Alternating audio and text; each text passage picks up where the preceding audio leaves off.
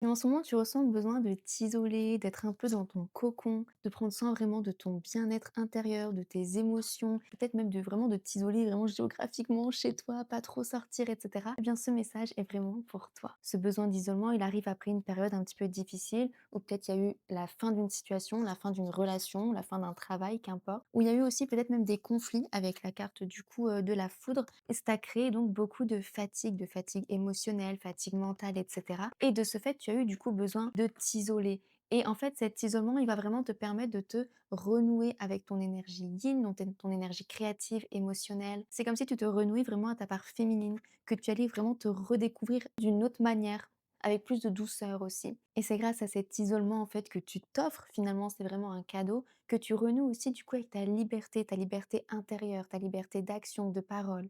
Et là, moi, je ressens que dans les prochains jours, peut-être, les prochaines semaines maximum, tu vas recevoir une lettre. Donc, une lettre, peut-être pas forcément une lettre, mais un message, un mail, du moins une opportunité qui va te permettre, en fait, de t'unir à quelqu'un. Donc, ça peut être d'un point de vue professionnel ou alors ça peut être d'un point de vue amoureux. En tout cas, on voit vraiment que ce moment, ces mois, ces semaines que tu as passées dans ce cocon, ça a vraiment été bénéfique et ça a été vraiment un cocon réparateur et régénérant surtout.